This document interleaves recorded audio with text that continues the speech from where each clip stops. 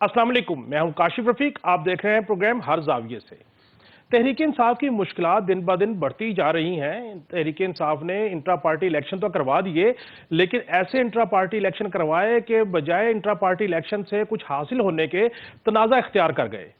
Intra party election के हवाले से बानी रुकन अकबर एस बाबर, जिनकी membership election commission, high court के सिंगल बेंच और फिर डबल बेंच ने भी एंडोर्स की हुई है, वो भी इंट्रा पार्टी इलेक्शन लड़ने का इरादा रखते थे। उन्होंने अपने लोगों की तरह साथ जाके इंट्रा पार्टी इलेक्शन से एक रोज कबल इंट्रा पार्टी इलेक्शन के लिए नॉमिनेशन पेपर का भी मुतालबा किया और क़वायद ज़वाबित का भी मुतालबा किया। इसके अलावा उन्होंने ये भी कहा कि वोटर लिस्टों का भी हमें दी जाए, ताकि वो लोग जो तहरीक इंसाफ का हिस्सा है, तहरीक इंसाफ के पुराने लोग हैं, वो इंट्रा पार्टी इलेक्शन में हिस्सा लेना चाहते हैं, उनके लिए भी रास्ता हमार हो।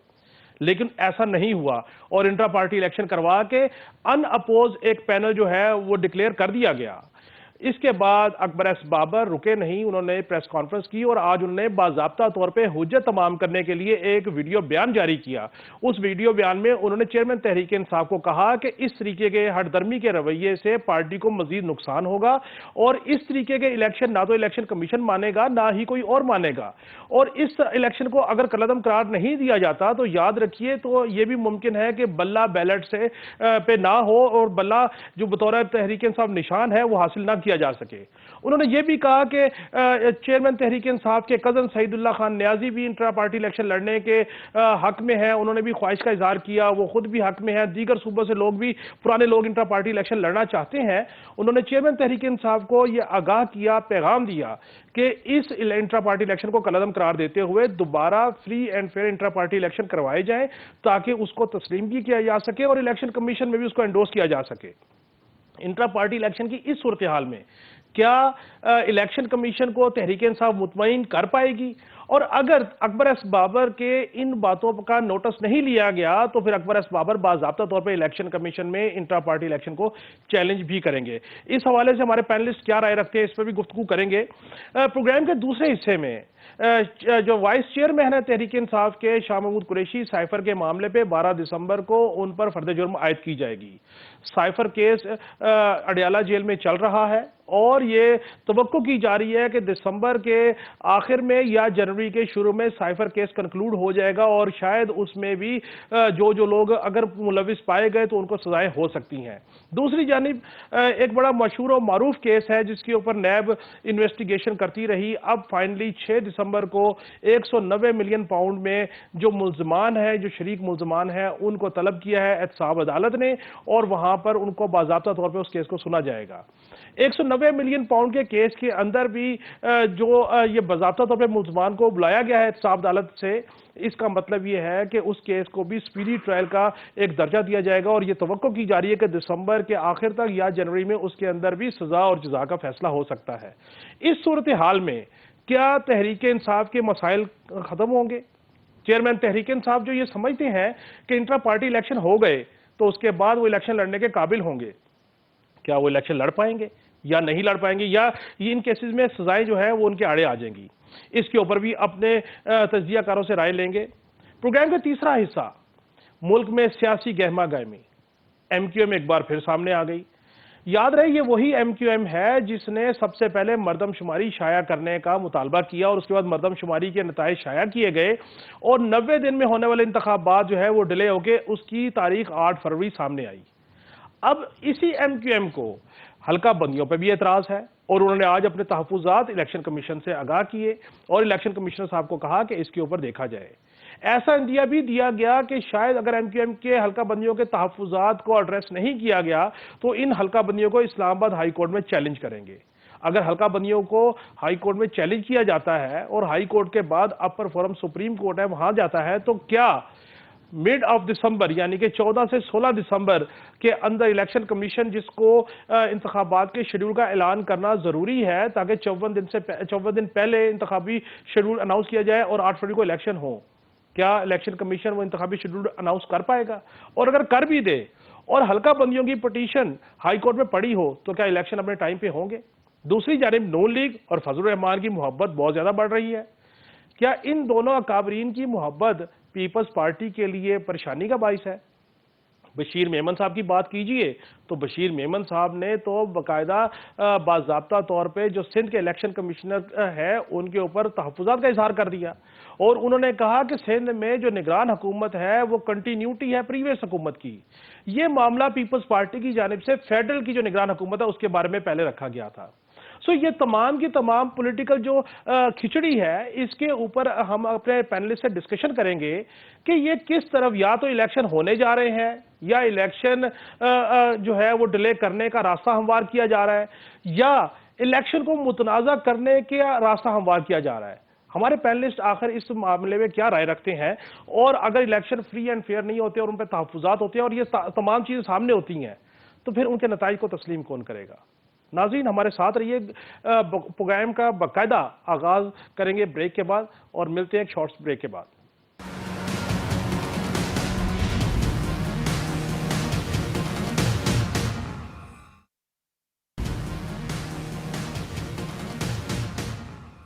वेलकम बैक नाज़रीन गुफ्तगू का सिलसिला शुरू करने से पहले मैं अपने मेहमानों का तारुफ आपसे करवाता चलूँ। मुनव्वर भट्ट साहब bureau chief news one Lahore हमारे साथ होंगे।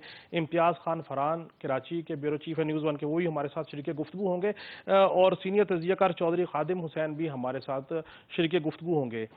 मुनव्वर भट्ट साहब आपसे गुफ्तगू का आगाज़ करूँगा कि intra party election Tehreek Insaf ने तो इसलिए करवाए थे कि उनको बल्ले का निशान मुयस्सर आ सके और इलेक्शन कमीशन ने उनको आखिरी मौका दिया, लेकिन ये तो इंट्रा पार्टी इलेक्शन मजीद कंट्रोवर्शियल हो गए।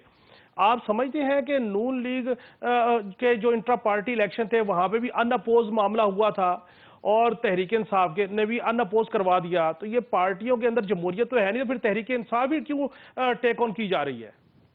देखें, ये पार्टियों के अंदर जमहूरियत है, बिल्कुल है, इसमें तो कोई दूसरी राय नहीं। और ये जो पाकिस्तान का सियासी निज़ाम है उसमें शख्सियात का बहरहाल बहुत अहम किरदार चेयरमैन को माइनस करके देखेंगे तो पीटीआई कुछ नहीं है, अगर आप मियां नवाज शरीफ को माइनस करके देखेंगे तो पीएमएलएन कुछ नहीं है, अगर आप बिलावल भुट्टो साहब को माइनस करके देखेंगे या आसफ अली जरदारी साहब को माइनस करेंगे तो पीपल्स पार्टी कुछ नहीं है, अगर आप मौलाना फजल रहमान साहब को माइनस करेंगे तो जेईओ कुछ नहीं।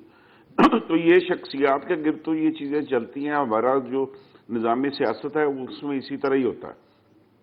बात यह है कि जब कानूनी कोई मामला आते हैं तो फिर उसके बाद से ये चीज़ें करना पड़ती हैं। अगर आप माजी में देखेंगे तो पीपल्स पार्टी एक टाइम पे मोहतरमा बेनज़ीर भुट्टो की मौजूदगी में वो अपना मखदूम साहब के नाम पे रजिस्टर हुई और वो उसके सरपरस्त बने। फिर ये मियां नवाज शरीफ साहब जब उनके ऊपर ये मामला आया तो वो फिर उन्होंने पार्टी की आदत वो अपने भाई को दे दी, शहबाज साहब को दे दी और वो कायद बन के रह गए। अब ये चेयरमैन साहब के ऊपर आया तो वो उन्होंने भी इसी तरह किया। तो पार्टी तो बहरहाल इन्हीं के गिर्द घूमेगी जो भी है मामला, इसमें तो कोई दूसरी राय नहीं। लेकिन भट्ट साहब, अकबर एस बाबर साहब का कहना यह है कि पार्टी का एक आइन है उसमें इंट्रा पार्टी इलेक्शन में हिस्सा लेना का इख्तियार तमाम वर्कर को है, उनकी मेंबरशिप भी एंडोर्स्ड है हाई कोर्ट से, इलेक्शन कमीशन से, तो उनको मौका देना चाहिए था। अगर नहीं देंगे तो पिंडोरा बॉक्स खुलेगा। वो अब ये अगर उनको ये कागजात नहीं मिल सके तो ये एक अलहदा से डिबेट शुरू हो जाएगी। लेकिन बात ये है कि पार्टी के इलेक्शन हो गए, अब वो इलेक्शन के नताइज जो हैं वो इलेक्शन कमीशन के पास सबमिट होंगे।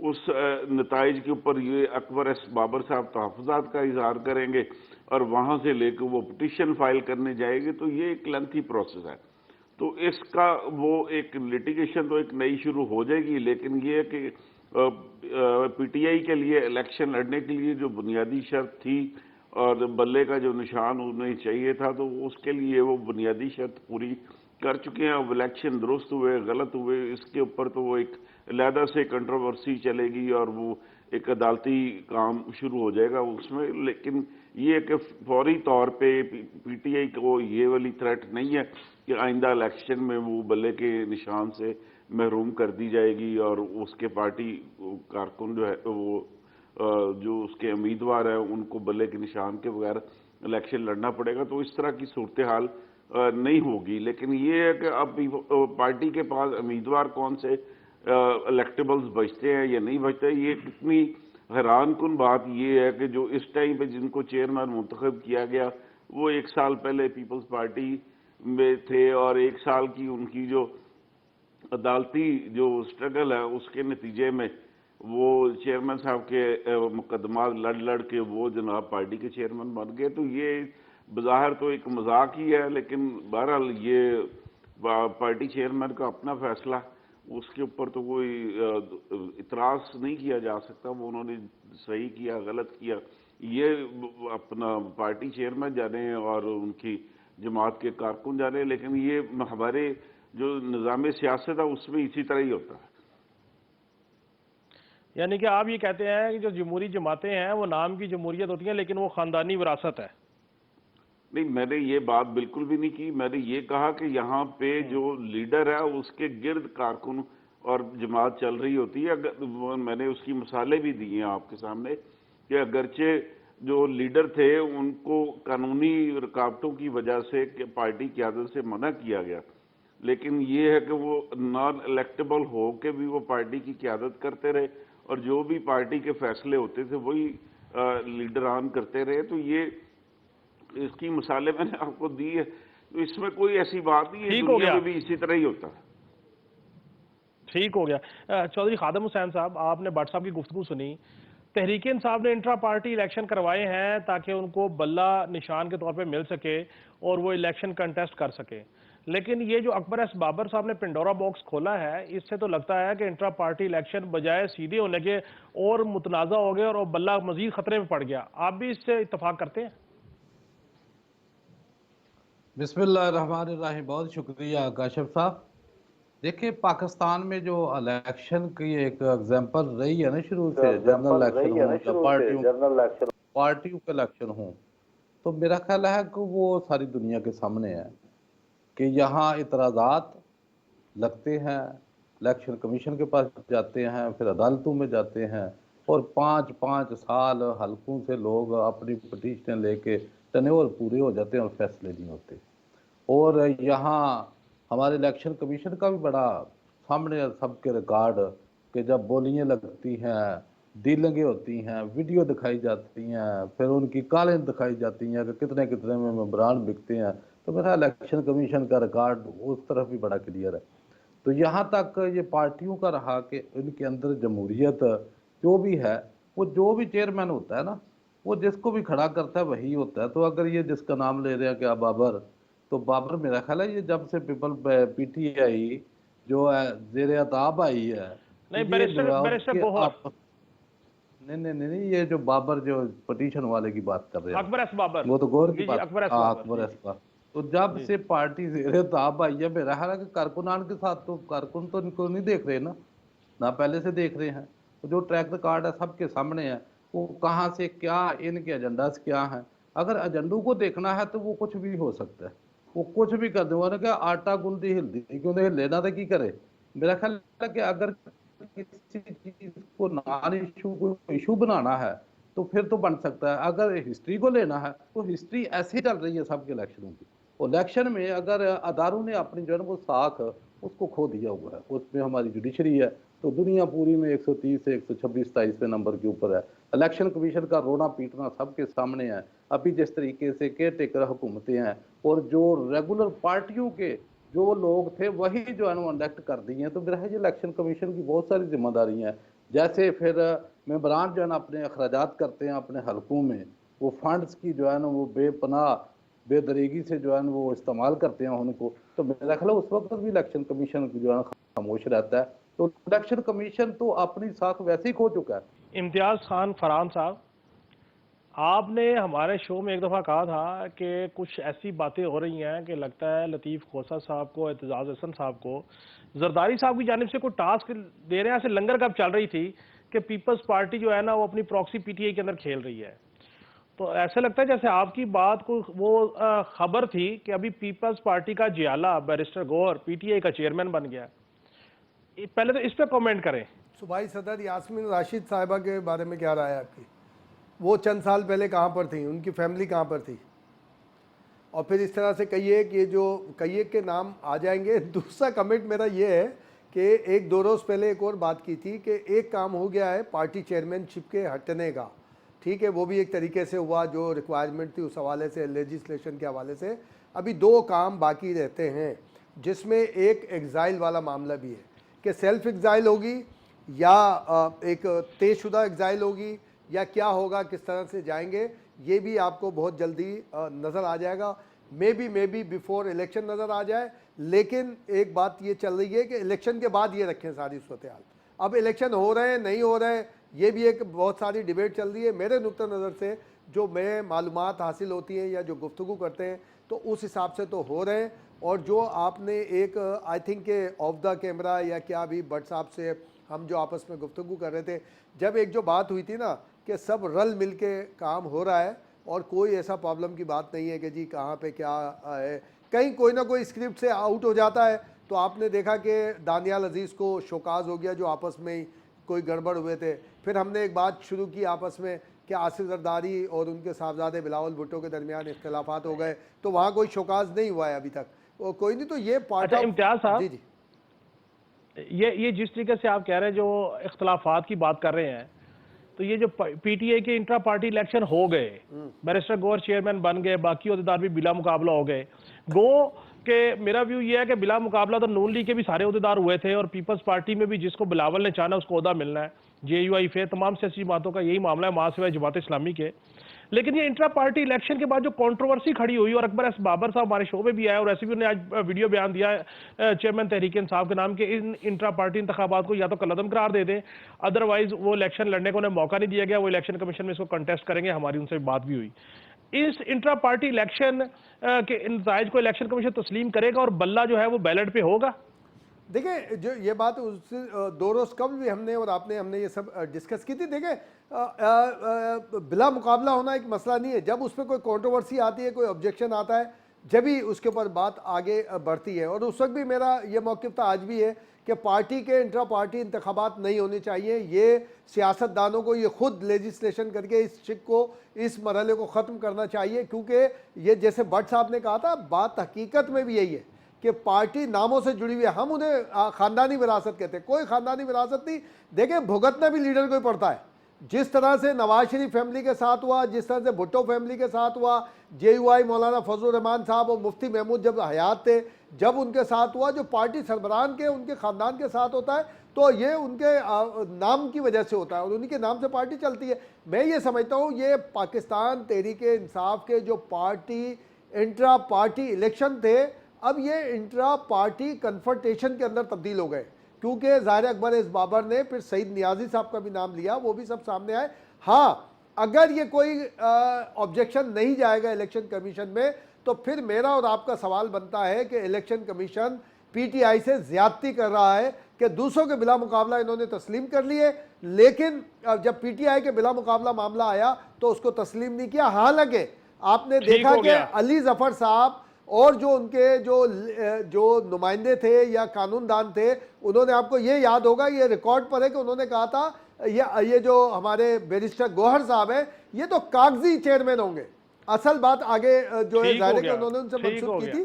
तो ये एक इंट्रा पार्टी कन्फ्रंटेशन अब ये हो गई है और मैं समझता हूँ, लेकिन ये इंतखाबात नहीं होने चाहिए, किसी भी पार्टी के नहीं होने चाहिए।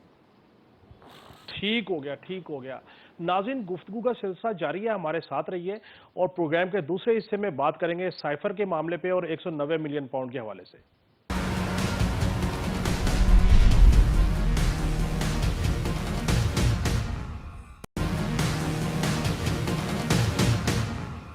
वेलकम बैक नाज़रीन।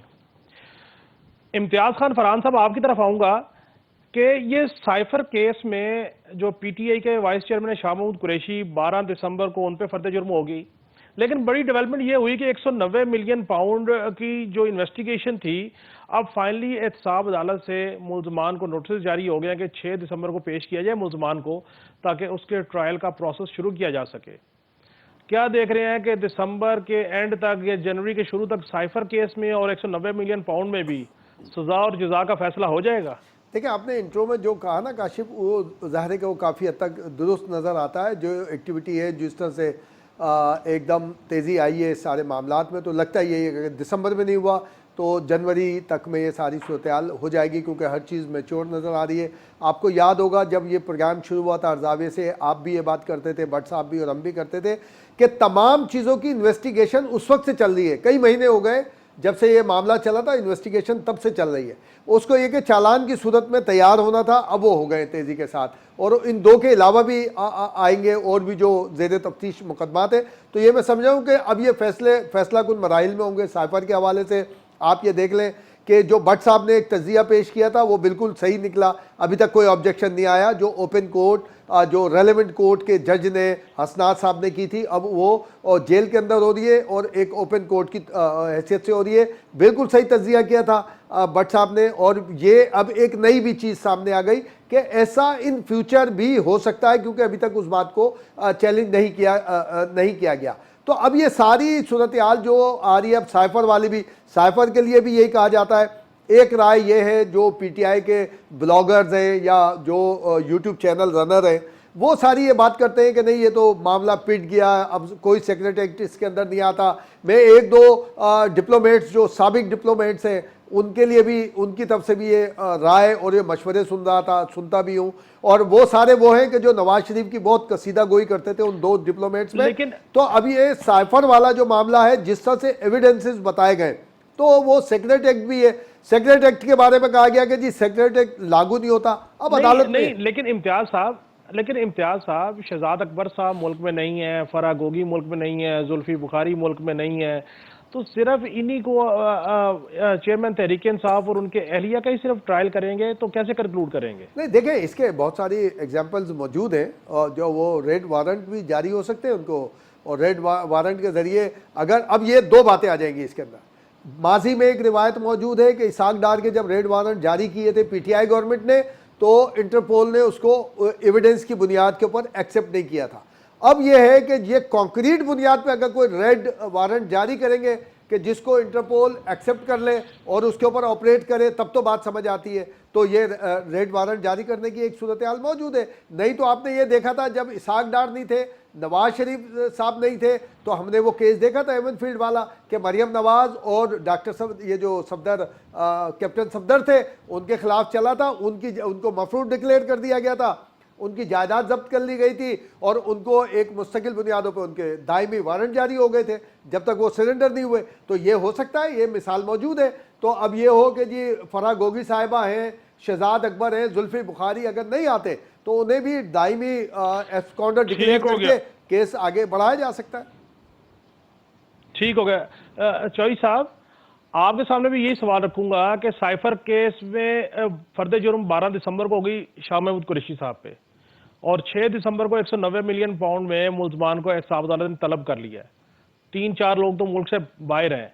तो आप क्या समझ रहे हैं कि ये जो दीगर दो बड़े केसेस हैं जिसमें ये स्पेकुलेशन है शरअ इक़्तिदार में, दिसंबर के एंड या जनवरी में इनमें सजा और जज़ा का फैसला हो सकता है? देखिए, पहली बात तो यह है कि जिस तरीके से क्रश किया जा रहा है एक पार्टी को और जो ऑब्जेक्टिव हासिल करने की कोशिश की जा रही है सियासी तौर के ऊपर, तो मेरा उसमें तो आती है। बाकी जहां तक 190 मिलियन पाउंड का केस है, तो पाकिस्तान की तारीख में काशिफ साहब बड़े बड़े केस, सिरे महल, पनामा लीक्स, पंडोरा पेपर या मनी लॉन्ड्रिंग के ये फलूदा अकाउंट, फलाना मकसूद चपड़ासी, बड़ी बड़ी JIT जिसमें मुल्क की तमाम एजेंसी जो है हिस्से लिए, और हिस्से लेने के बाद वॉल्यूम 10 तक बन गए, और बनने के बाद उसका रिजल्ट आखिरकार क्या हुआ। जब नताइज को हम देखते हैं, पूरी हिस्ट्री को, जैसे मुल्क का बेड़ा गर्क हुआ है, मकरूज तर मुल्क हो गया, गरीब जो है ना वो बिलक रहा है, इतनी महंगाई हो गई है, उसकी दस्तरस से बाहर हो गई चीज़ें खरीदनी, आटा नहीं है वो लाख खरीद सकता, बिजली के बिल देखे, डीजल पेट्रोल की कीमतें देखें, मकरूज है हर शहरी। तो मेरा ख्याल है कि जो रिकॉर्ड है ना हमारा, वो ऐसे ही है कि एक दौर का जो है वो गद्दार डिक्लेयर करते हैं, अगले दौर में उसको फरार बना देते हैं। तो मेरा ख्याल है कि जहाँ अभी क्या बंदा कह सकता है, अफसोस ही कर सकता है। तो जहाँ तक साइफर की बात है, तो साइफर का तो डे 1 से जब से वो डोनाल्ड लू का आया था, तो उस वक्त से मेरा ख्याल है प्रेसिडेंट ऑफ पाकिस्तान ने भी एक खत लिखा था सुप्रीम कोर्ट को कि इसकी बाकायदा जो है ना ओपन को इंक्वायरी करे, कि पता चले कि इसमें अंदर है क्या। अमल तो हो गया, लेकिन उसके ऊपर आज तक सुप्रीम कोर्ट हमारी काफी पड़ी है। मेरा उस वक्त के जो कौमी असम्बली के स्पीकर थे उन्होंने भी खत लिखा था कि इसके ऊपर बाकायदा जो है एक जुडिशल कमीशन बना के हाई पावर किस्म का, और वाम को तो पता चले कि कौन सी ऐसी ताकतें हैं बाहर बैठकर जो डिक्टेशन देती हैं हमारे मुल्क को। कमजोर मुल्कों को सबके साथ ही ऐसे होता है, पहले भी ऐसे हुआ, पहले भी हुआ जब मुशर्रफ था तो मुशर्रफ के दौर में भी जब अफगानिस्तान का इशू हुआ तो उस वक्त भी ये पैगाम बड़ा स्ट्रांग दिया, आप ये बात ना तो हम आपको पत्थरों के जमाने में जो है वो ले जाएंगे। तो उस वक्त से लेकर वो रीत पड़ी हुई है। जो खत आया, जो खत पढ़ा गया, जो वामो नास में जो चीजें जो है वो सुनने को मीडिया के जरिए बाहर आई, तो उसके ऊपर अमल तो काशिफ साहब सारा हो गया। लेकिन आवाम ये देखना चाहती थी कि अगर हाई पावर किस्म का एक कमीशन बन जाता, आज जो उनकी इंक्वायरी कर रहे हैं कि किसी के ऊपर साइफर का को लगा रहे हैं कुछ लोग, वो तो कानूनी नुकते हैं कि उनके ऊपर लगता है या नहीं लगता, या कोई बाहर से अगर थ्रेट देता है तो क्या पाकिस्तान का जो प्राइम मिनिस्टर होगा कोई भी हो तो क्या वो अपनी आवाम को शेयर नहीं करेगा कि मेरे मुल्क को जब एक इंडिपेंडेंट कंट्री है तो उसको एक को ब्यूरोक्रेट बाहर से वो लिख कर अपने डिक्टेशन दे अपने एम्बेसडर को, हमारे को, सफीर को। तो मेरा ख्याल है कि ये चीज़ें अवाम के सामने खुलनी चाहिए थी, उस वक्त भी खुलनी चाहिए थी जब ये असम्बली मौजूद थी पीटीआई की। तो उसी वक्त सुप्रीम कोर्ट का काम था कि जहां एक कासिम सूरी की उसने रूलिंग को रूल आउट किया, तो उस वक्त भी जो खत का पहले कर लेना चाहिए था कि ये साइफर क्या मसला क्या है, किस कौन सी ताकतें इसके पीछे है, क्या। लेकिन जोई साहब आ रही है तो वाम को तो पता कि वो क्या था। बोले नहीं, मेरा सिर्फ ये सवाल है कि जो इस 190 मिलियन पाउंड के बेनिफिशरी हैं जो साहब, वो मुल्क से बाहर, जो नॉमिनेटेड है जुल्फी बुखारी, शहजाद अकबर, फरा गोगी जो फैसिलिटेटर थी जिससे सारी डील को पकड़ा किया, वो मुल्क से बाहर। तो ये सिर्फ क्या उन सब को के इश्तिहारी या रेड वारंट निकाल देंगे जैसे इम्तियाज साहब ने कहा, और सिर्फ इनके ऊपर सजा और जजा का फासला हो जाएगा, या उनको भी कोई ग्रिप करेगा? देखें, सजा देने वाले जो है ना, जहाँ वो बहुत सारे अलग अलग जाविये हैं, वो आयन और कानून को नहीं देखते। जब एक 500 रुपये वाला चोर जो है ना वो जेल में बैठा होता है और अरबों खरबों लौटने वाले जो है ना वो हुक्मरानियाँ कर रहे होते हैं, तो इसलिए इस मुल्क में ये क्या ये बनाना, ये किसने कह दिया है कि ये नहीं हो सकता, वो नहीं हो सकता? हर काम हो सकता है इस मुल्क में, ना होने वाला हो सकता है, और जो होना है उसकी तरफ किसी ने नहीं करना। तो मेरा ख्याल है कि ये तो बहस ही खत्म हो चुकी है कि जो आयन और कानून को जो लोग मानते नहीं, डंडे का कानून है, वो डंडा जिसका हाँकते हैं उस तरफ लगा जाते हैं। तो जब वो किसी पार्टी को क्रश करने की वो सोच लेते हैं तो वो पार्टी के ऊपर केसेस भी हो जाते हैं, इंक्वायरी चल जाती है, ठीक हो गया, ठीक हो गया, एग्जाम में भेज देते हैं। तो मेरा ख्याल है वो मसाले सेट है हमारे पास। ठीक हो गया, ठीक हो गया। भट्ट साहब, साइफर में शाहमूद कुरैशी साहब पे 12 दिसंबर को फर्द जुर्म लगाने की बात हुई है। 6 दिसंबर को 190 मिलियन पाउंड के मुल्जमान को ट्रायल की बात शुरू हो गई है। सवाल यह है कि 190 मिलियन पाउंड के जो बेनिफिशरी है शख्सियत, वो मुल्क से बाहर, जुल्फी बुखारी बाहर, फैसिलिटेटर फरा गोगी बाहर, शहजाद अकबर जिन्होंने सारी चीज़ों को मैनेज मनोवर किया वो बाहर। तो ये कैसे इंसाफ होगा, कैसे ट्रायल चलेगा? देखिए, इसमें ना दो चीजें। एक मामला ये है कि एक इस मुकदमे में 2 अफराद ऐसे हैं जिनकी पाकिस्तानी शहरियत है, और 4 अफराद ऐसे आप बता रहे हैं जिनकी डुअल नेशनलिटी है या सिर्फ गैर मुल्की शहरियत है उनके पास। तो दुनिया में जो राइज कवानीन है उसके तहत वो आप जो गैर मुल्की शहरी है उसको तो आप लेके नहीं आ सकते। जो पाकिस्तान की शहरी है उनको आप इंटरपोल के जरिए वारंट जारी करके उनकी गिरफ्तारी मुमकिन कर सकते, लेकिन उसके लिए भी इंटरपोल को मुनासिब शहादतें सबूत फराहम करना पड़ते हैं।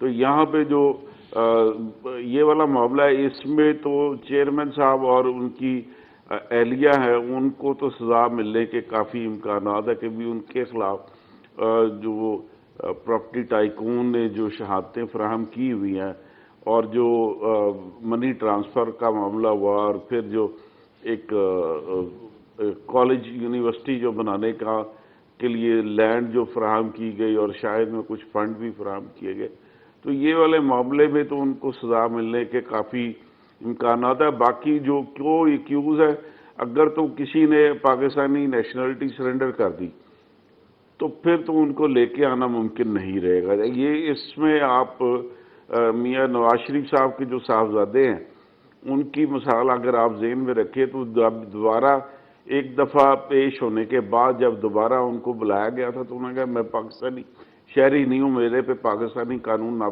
लागू ही नहीं होता, तो वो आने से इनकार कर दिया था उन्होंने। तो और वो फिर किसी भी दूसरे ज़राए से उनको लाया नहीं जा सका। तो यहाँ पे भी वही मिसाल आप जहन में रखें कि जिन्होंने पाकिस्तानी शहरियत छोड़ दी है या वो पाकिस्तान के वो में नहीं है और उनका जिस मुल्क में भी वो रह रहे हैं वहाँ की उनके पास अकेली शहरियत रह गई, तो उनको इंटरपोल छोड़ के आप किसी भी दूसरी एजेंसी के ज़रिए आप वहाँ से नहीं ला सकते। ये मालियती स्कैम है। इसमें खुदा न खास्ता अगर यहाँ पे उन्होंने किसी बंदे का कत्ल किया होता, कोई फायरिंग की होती, कोई डाका मारा होता, कोई इस तरह का कानून वो उसको ब्रीच किया होता, तो उस सूरत में फिर आप पूरा मुकदमा बना के वहाँ के मुल्क को भेजे और वो मुल्क में वहाँ पे उनका ट्रायल होता और वह उसको अपने कानून के मुताबिक उसको सजा देती। ठीक हो कोई गया, आज़ाद ठीक हो मुल्क गया अपने डॉक्टर साहब। शहरी को किसी जुर्म की वजह से दूसरे मुल्क के हवाले नहीं करता इस तरीके से। ठीक उनकी हो गिरफ्तारी ठीक तो हो मुझे नहीं लग रहा नाज़रीन, कभी वो मुमकिन हो सकेगी अगर उन्होंने पाकिस्तानी ओके, शहरियत सरेंडर नहीं की हुई तो। और ठीक हो गया, बज़ाहिर तो ठीक हो गया वो भट्ट साहब, एक ठीक तो हो गया, साहब तो वो बरतानवी शहरी हैं, तो उनके ठीक हो गया हवाले भट्ट से तो साहब, भट्ट अभी साहब, कुछ ठीक भी कहना वो भट्ट साहब, कबल अज़ वक्त हो एक जाएगा। ठीक हो गया, ठीक हो गया, ठीक हो गया। नाज़रीन, प्रोग्राम का गुफ्तगू का सिलसिला जारी है। मिलते हैं एक ब्रेक के बाद, हमारे साथ रहिए।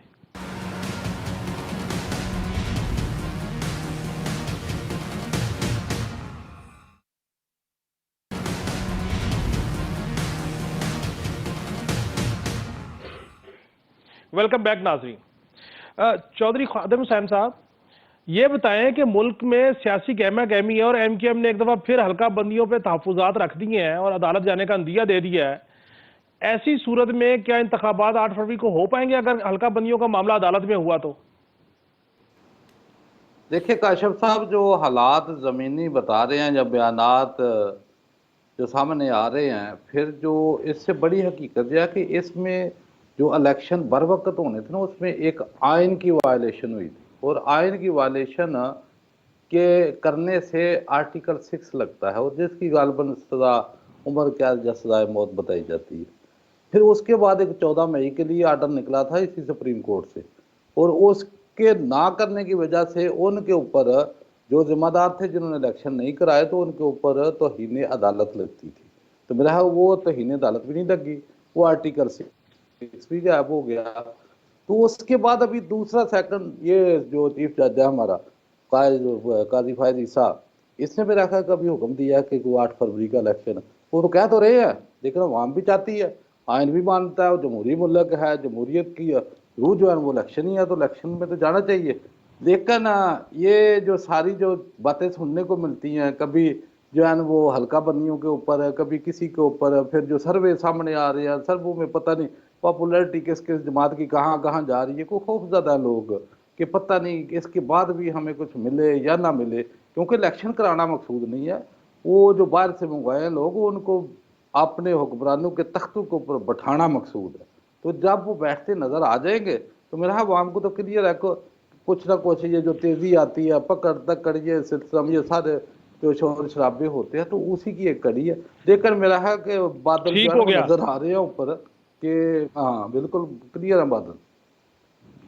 ठीक हो गया। भट्ट साहब, MQM एक दफा फिर हल्का बंदियों पर एतराज रख रही है। हल्का बंदियों को चैलेंज कर दिया जाए तो क्या इलेक्शन डिले होंगे या 8 फरवरी को होंगे? एक और दूसरा इस पे कमेंट दीजिएगा कि आज नवाज शरीफ साहब और फजल रहमान साहब की मुलाकातें हुई हैं, इन दोनों की मोहब्बत में जो इजाफा हो रहा है, कहीं जरदारी साहब नाराज तो नहीं हो रहे? ये MQM ने जो पॉइंट भट्ट उठाया साहब, ये अगर आप नोट फरमाए तो आज ही के दिन में बशीर मेमन साहब ने भी ये बात की है कि उनको लेवल प्लेइंग फील्ड नहीं मिल रही और बहुत से हल्के इस तरह उनकी कटिंग की गई है जिसमें वो एक कोई मखसूस कैंडिडेट्स जो हैं उनको फ़ायदा पहुंचाने की बात की गई है और उन्होंने भी सिंध के इलेक्शन कमीशन के हवाले से अपने तहफ़्फ़ुज़ात का इजहार किया है। तो ये सिर्फ प्रेशर बिल्डिंग है। और साथ में उन्होंने ये भी बात की है कि भी जो साबिक हुकूमत के दौर में जो अफसर लगाए गए थे वो वहीं के वहीं लगे हुए हैं, तो उनको भी तब्दील किया जाना चाहिए। तो ये सिर्फ और सिर्फ प्रेशर बिल्डिंग है ताकि इलेक्शन कमीशन जो है वो दूसरी जमातें जो फेवर मांग रही हैं उनको थोड़ी बहुत फेवर उस हवाले से मिल जाए। लेकिन मुझे इस बारे में कोई शक शुबा नहीं है कि अब आइंदा आने वाली जो फरवरी की तारीख है इसमें इलेक्शन होंगे। जो मर्जी जिस तरह की मर्जी शरारतें कर ले, जिस तरह की मर्जी पिटीशनें फाइल कर ले, आखिर अदालत में ही जाना है। तो चीफ जो इस मुल्क के चीफ जस्टिस ऑफ पाकिस्तान है उन्होंने तो ये क्लियर कट अंदिया दिया हुआ कि अब इलेक्शन में तखीर जो है वो बर्दाश्त नहीं होगी और इलेक्शन मुकर्रर तारीख को होंगे। तो इस हवाले से फिर ये कोई एक इदारा, ये शख्सियत मुझे नहीं लगता कि वो इतने क्लियर कट स्टांस के बाद सुप्रीम कोर्ट के साथ मथा लगाने की कोई जरूरत करे। दूसरी बात ये नवाज शरीफ साहब की और मौलाना फजल रहमान की मोहब्बत को आज की नहीं है, ये बरसों में महीत है। और जिस टाइम पे मामला असेंबली के अंदर चल रहे थे तो वहाँ पे भी मियाँ नवाज शरीफ साहब ने कहा था कि भी मौलाना से हमारे भी बड़े ताल्लुकात है गए, ऐसी बात नहीं है। और फिर बाद में मियाँ नवाज शरीफ साहब की बात वो दुरुस्त हुई और मौलाना ने नवाज शरीफ के साथ अलाइंस किया था। तो उस टाइम पे भी जरदारी साहब ने इस तरह की बात की। वो सियासत में दोस्तियां और दुश्मनियां तो मुस्तकिल नहीं होती, लेकिन अफराद के दरमियान दोस्तियां और दुश्मनियां जो है ना वो देर पा हो जाती हैं। लिहाजा ये इस बात को आप रखें, JUI के अपने मफादात हैं, मुस्लिम लीग नून के अपने मफादात हैं और आज की मुलाकात में कोई इंतखाबी अलाइंस के हवाले से कोई बात नहीं हुई। ठीक हो इम्तियाज भाई, MQM को फिर तहफुजात हैं हल्का बंदियों पे और अदालत जाने का अंदिया दे रहे हैं। क्या MQM मरदमशुमारी की तरह ऐसा इकदाम उठा रही है कि इलेक्शन थोड़े से डिले हो जाए? ये हकीकत है या नहीं? और नंबर 2, ये जो कुर्बतें हो रही हैं मौलाना फजल रहमान साहब और नवाज शरीफ के दरमियान, क्या मौलाना फजल रहमान जरदारी साहब को नवाज शरीफ के करीब लाने की कोशिश कर रहे हैं या जरदारी साहब को आउट करने की कोशिश कर रहे हैं? देखिए, राब्ते का बेहतरीन जरिया है मौलाना फजल रहमान। जितने अच्छे दोस्त वो नवाज शरीफ साहब के हैं, वो मैं समझता हूँ तकरीबन उतने या उससे कहीं ज़्यादा अच्छे दोस्त वो आसिफ जरदारी साहब के भी हैं।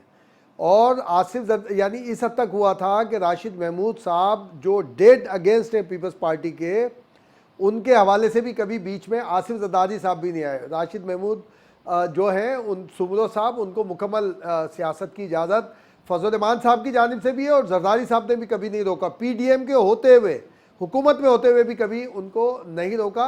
तो ये आपकी बात सही है, वो आपस में मैं समझता हूँ एक लाइजन का जरिया है। जो बहुत सारे बातें जो आपने खुद भी अपने इंट्रो में कही थी कि कहीं एवं तो नहीं, रल मिल के सब ये काम सारे हो रहे हैं, आगे की जानिब बढ़ रहे हैं। अब देखिए, इस वक्त अगर आप सिंध की बात करेंगे तो सिंध में MQM और मुस्लिम लीग नून एक ही जैसी है और उसके साथ आगे बढ़ जाए तो GDA और JUI वो वही बात करती है जो MQM करती है। यही सारे जो बिलावल भुट्टो मरकज़ के लिए बात कर रहे थे, अब बशीर मेमन सिंध के लिए बात कर रहे हैं कि सिंध में उनके साथ ये प्रॉब्लम हो रही है। आपको याद होगा MQM ने एजाज चौहान साहब के खिलाफ बदतरीन प्रेस कॉन्फ्रेंस की थी। आपको 2 दिन पहले याद है, मुस्तफ़ा कमाल साहब ने भी और ये खुद खालिद मकबूल ने भी। आज डेलीगेशन कहाँ जाके मिला है? उसी इलेक्शन कमीशन से जाके मिला है और उनसे जाके उन्होंने बात की। तापुदात मैं नहीं समझता जो भट्ट साहब कह रहे हैं, जो 8 फरवरी की रूलिंग है चीफ जस्टिस ऑफ पाकिस्तान की, वो रूलिंग बिल्कुल मैं समझता हूँ इनफ है। उसमें ये कहा था उन्होंने कि अब किसी भी किस्म की रुकावट वो नहीं होगी। और MQM को सबसे ज्यादा जो प्रॉब्लम है, अगर बल्दिया वाली नशिस्त के ऊपर, जो मैं पहले भी कहा था, अगर शहबाज शरीफ इलेक्शन लड़ेंगे तो मुस्तफ़ा कमाल का जीतना बहुत मुश्किल हो जाएगा। और अगर शहबाज शरीफ के अलावा कोई कैंडिडेट हुआ तो समझ लें पीपल्स पार्टी वहां से विनिंग करेगी। और अब एक और काम हो रहा है कि मलीर से मरियम नवाज को इलेक्शन लड़ाने की बात हो रही है और वो भी हकीम बलोच की सीट पे। और मैं समझ रहा हूं अगर वहां मरियम नवाज लड़ेंगी तो रिस्क लेंगी वो। ठीक हो गया इम्तियाज साहब। मैं बहुत मशकूर हूँ मुनव्वर भट्ट साहब आपका, इम्तियाज फरहान साहब आपका, चौधरी खादिम हुसैन साहब आपका। नाज़रीन, आज की गुफ्तगू आपने सुनी। हमारी तवक्को है, दुआ है कि 8 फरवरी को इंतखाबात हों और ये इंतखाबात डिले ना हो। नाज़रीन, कल फिर मुलाकात होगी, उस वक्त तक के लिए अल्लाह हाफिज़।